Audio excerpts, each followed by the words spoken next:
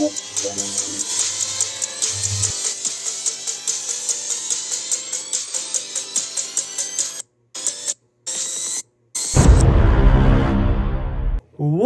is going on, everybody? It is your boy, your man's Toxic Gamble,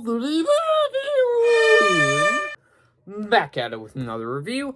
And yesterday I was able to check out the new movie from Angel Studios, Cabrini. But before we get to actual beginning of the video itself, guys, don't forget to subscribe if you're new to the channel, because number one, it's absolutely free. Number two, we're on the road to 700 subscribers, just 83 away now, really. How about you boys who did subscribe?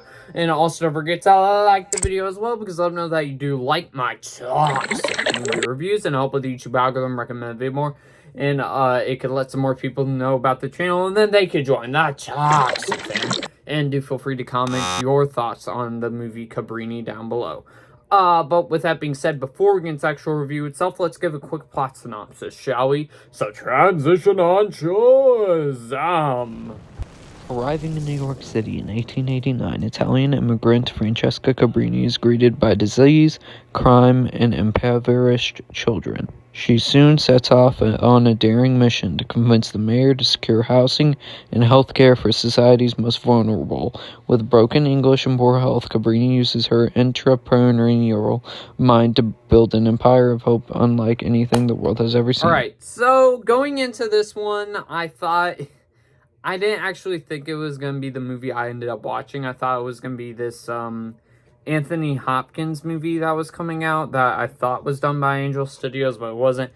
And yeah, I thought it was that, and it wasn't that at all. And even if I was going into that one, I was still like a little hesitant, because most of the stuff I've watched from Angel Studios, I haven't been the biggest fan of. I can understand they're good for, they're good for the targeted demographic and audience. I just never connected with it. I thought they were okay, but I do respect that they were well made. I never really liked much of their stuff, but I did think overall they were very well made.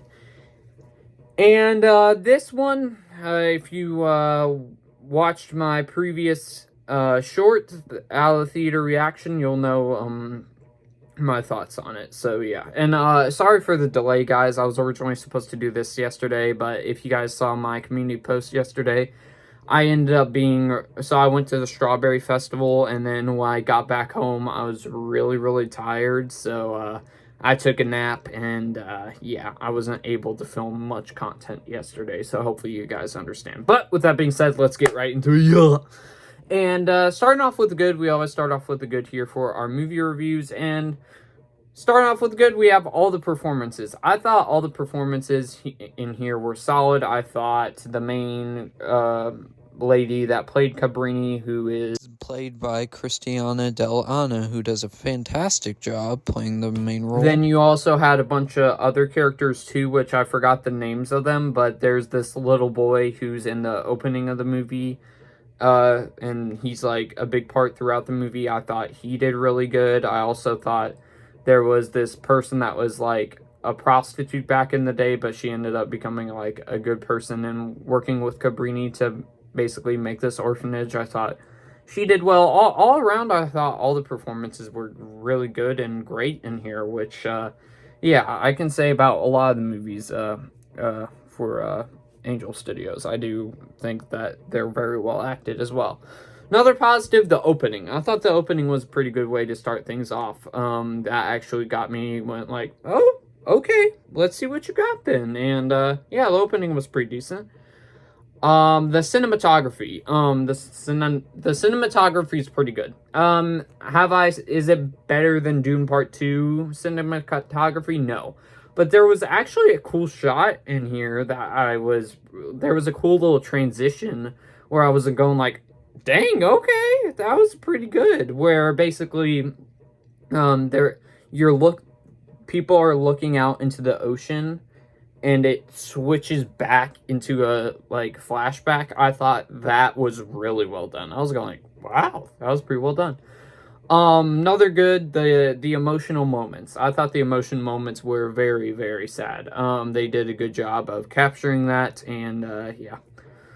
Another positive, probably the biggest positive I can give this really, is it's not too preachy, which I'm glad it did. Which, out of all, like, Christian-based movie studios, I think Angel Studios does do the best, not being too preachy, even though it still kind of bugs me when they, like, throw a little preachiness in there with, like, The Shift. Well, I don't mind it being in the movie, I just mind it being I want it to be written right or whatever, and make the dialogue pretty decent for the things that they say. And this one, I'm kind of glad they didn't go. They actually just really focused on the story, which I'm really happy that they did. And then the final good, really good true story. I think this was a pretty interesting one, and interesting one to walk into kind of blind. And yeah, it was good. Now we move on to the mix, which isn't necessarily bad or good. It's just somewhere in the middle. And I don't know if it's going to be rewatchable. It depends, because there's a lot of tragic material in here, so it might not be rewatchable. But out of biopic, well, can we call this a biopic? I don't know, because yeah, I would say it's a biopic. Out of biopics, I think this is one, out of the tragic biopics, that's probably the most rewatchable. But however, I don't know if it's actually gonna be one that I put on all that often. Now we unfortunately move to the bad. And the bad. After the opening scene, the setup for the actual events is very slow. Once they are in Italy and before they're about to leave for America, I think it's very slow. But once they actually go to America, I think the plot kicks in and then you become more interested. But it's just slow at that certain spot. And then another bad, a little long. I wish they could have trimmed, like, maybe, because I think I remember reading that it was like 2 hours and 20 minutes or something like that. Maybe they could have trimmed the 20 minutes of the movie, and then I would have probably been more positive on it. But otherwise, Cabrini was actually a huge surprise. Probably one of the biggest surprises of the year besides Lisa Frankenstein. And overall, I think, let's bring out the toxic pizza. And overall, I will give this an A-, not toxic. I was surprised by how much I liked this movie. So, yeah, if you're a fan of Angel Studios and their work, be sure to check this one out in theaters. And if you guys are interested in or have heard the Cabrini story and want to check this one out, go ahead. So, yeah, definitely pretty decent. So, yeah, but before we get into actual ending of the video itself, guys, do feel free to comment your thoughts on Cabrini down below. And with that being said, guys, I'll see y'all next one, everybody.